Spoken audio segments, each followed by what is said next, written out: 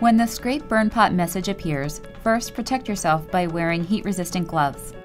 Open the fire viewing door to access the burn pot grate surface. Using the burn pot scraper, pull the ashes that may be laying in front of the fire and let them fall into the ash pan. Now scrape the grate surface downward toward the auger. You do not want to scrape the fire out, just scrape under it. Any carbon deposits loosened at this time will be pushed out as new fuel is fed in.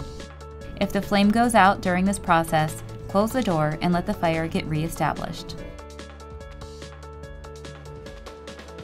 When the empty ash pan message appears, reduce the unit to a low burn before emptying the ash pan so it is cooler to handle. Wearing heat-resistant gloves, scrape the loose ash from the burn pot, then remove the ash pan to empty it. Close the ash pan door while emptying the ash pan. Keep the ashes in a closed metal container away from combustible materials until the ash has completely cooled. Replace the ash pan and increase the burn as desired.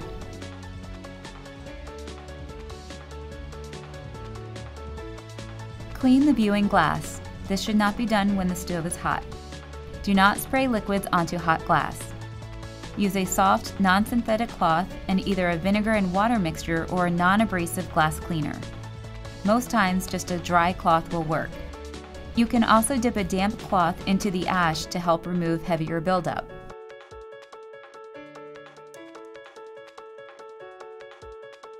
After burning approximately 1 ton of pellets, you will see a message telling you to do a total cleaning to keep the stove running as efficiently as possible. To do this, first, shut down the stove by pressing the power icon. When the stove has completely cooled and stopped running, it is now safe to clean. A total cleaning should take only about 15 minutes. To limit dust, run the combustion blower by touching the menu icon from the home screen to page 1. From page 1, touch the test icon. Then touch the combustion fan icon. The combustion fan will run for approximately 3 minutes. Wearing heat-resistant gloves, open the fire viewing door. Clean the heat exchanger with the provided scraping tool. The debris will fall into the ash pan. Tap on the burn pot with the scraping tool. Then scrape the burn pot to ensure the burn pot holes are free and clear of any debris or carbon. Pay special attention to the lower corners next to the auger opening. Carbon deposits begin forming in this area. You can use the provided Allen wrench to clean out the burn pot holes.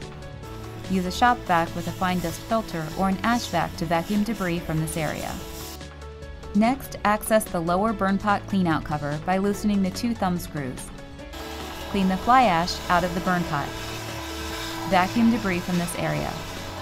Replace the cover when you're finished and be sure the cleanout opening is sealed before tightening the thumb screws. Turn off the combustion fan by going into the test screen and pressing the combustion fan icon 3 times. Unplug the stove's power cord to safely clean the combustion fan area. Access the combustion blower behind the right rear panel of the unit. Remove the combustion blower by loosening the 3 retainer bolts, twisting the combustion blower mount plate counterclockwise to unlock it, and pulling the blower out. Using a paintbrush, clean the blower wheel. Be careful not to bend the fan blades. From the front, clean the flue with a 3 or 4-inch flue brush. Vacuum all remaining ashes and fly ash from this area. Generally, after burning every ton of pellets, we recommend that you clean the entire venting system. Your findings will help you judge whether this needs to be done after every ton or more or less frequently. The frequency of cleaning depends largely on the quality of pellets.